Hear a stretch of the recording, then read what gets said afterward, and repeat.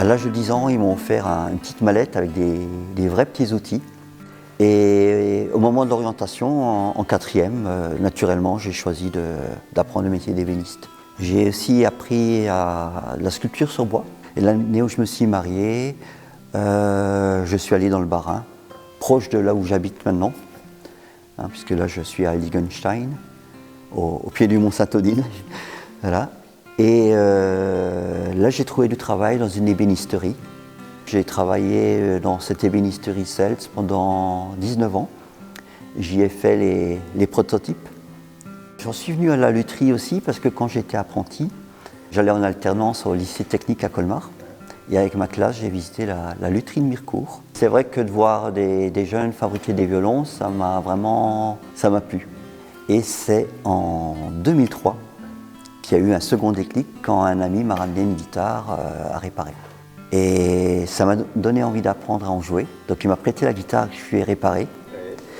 Et alors je me souviens très bien, c'est sur l'accord le si mineur barré, qui n'était pas facile à faire pour moi, surtout sur une guitare classique, parce que je n'ai pas une très grande main, que je me suis dit, tiens, et si je faisais une guitare?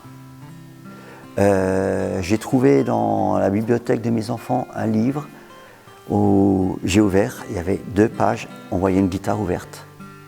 Et je me suis dit, oh, ça n'a pas l'air si compliqué. J'ai pris les bois que j'ai trouvés et j'ai fait ma première guitare. Les 6 premières années, j'ai fait 11 guitares.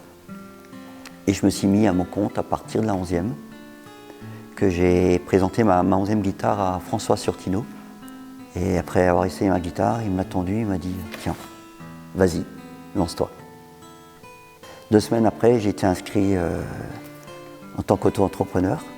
Et puis, assez rapidement, 2 semaines après, j'ai eu ma première commande. Et assez rapidement, j'ai aussi des personnes qui ont commencé à venir pour des réglages, des réparations. Et finalement, malgré moi, mon activité de luthier s'est développée. Alors, elles sont essentiellement en France, un peu partout en France, mais il y en a 4 qui sont partis en Suisse. Il y en a une au Canada, à Québec, oui. Ouais. C'est drôle parce que quand même, pour moi, le Québec, c'est le pays de la guitare.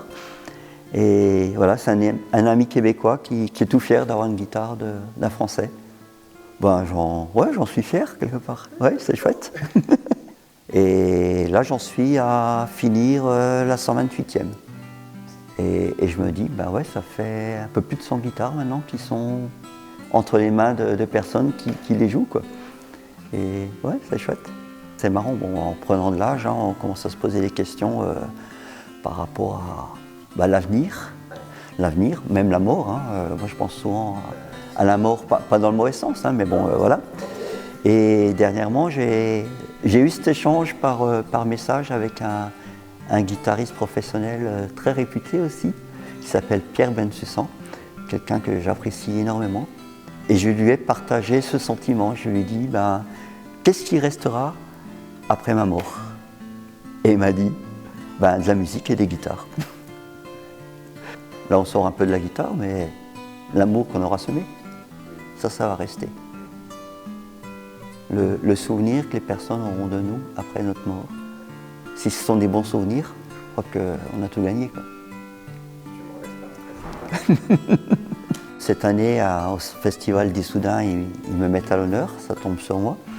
Et quand Francis a vu ça, du coup, il m'a demandé si je voulais bien être le parrain de ce premier festival ici. Voilà, et donc j'ai accepté avec plaisir, et c'est un honneur pour moi d'être le premier parrain de ce premier festival à Saint-Loup-sur-Semouse. Voilà, donc je le remercie.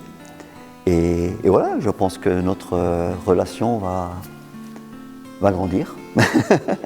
Voilà, et c'est vrai que j'apprécie énormément de rencontrer des confrères que je ne connaissais pas encore et de lier des liens avec ces personnes avec qui on partage la même passion.